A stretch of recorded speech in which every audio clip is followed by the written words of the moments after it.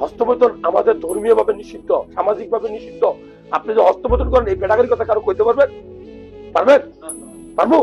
কিন্তু এই কাজটাই আমরা খেতাব দিলে লেভেল কম্বলের ভিতরে বসে বসে করি। আলটিমেটলি কি হয়, সপ্তাহে কদিন হস্তপতন করা হয় জানেন? অনেকে ডাক্তাররা বলে যে একদিন দুদিন করলে কোনো ক্ষতি নাই।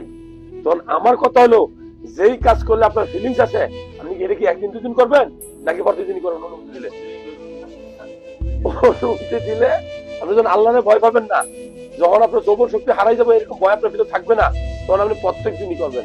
আর আলটিমেটলি আপনি লুজার হবেন। এই জন্য বলি যে একদিনও করা উচিত না, এটা নিষেধই থাকুক। হস্তপতন আর স্বপ্নদোষ এক জিনিস না। স্বপ্নদোষ হলো যে একটা কলসিতে আপনি পানি ঢালতেছেন, কলসি ফিল আপ হওয়ার পরে যে পানিটা পড়ে যাবে, এরকম হলো স্বপ্নদোষ। আর হস্তপতন হবো কলসি পড়ার আগে আপনি কলসি খালি করতেছেন বারবার। আপনারা কি বুঝেন আমার কথা? এই কথাগুলো কেন বললাম? আমি মনে করি এটা আমার মঞ্চ। আমি কিন্তু এখানে কয়জন মানুষ আছে?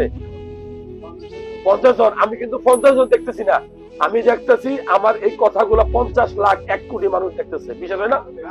বিশ্বাস হয় না? এই কথাগুলো বিশ্বাস হয় না আমি যে কথাগুলো বলছি? তো আমি মনে করি এটা আমার মঞ্চ, আল্লাহ তাআলা আমাকে দিছে। আমি কথা বললে মানুষ শুনে।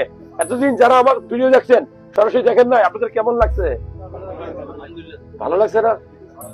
আমারও ভালো লাগছে।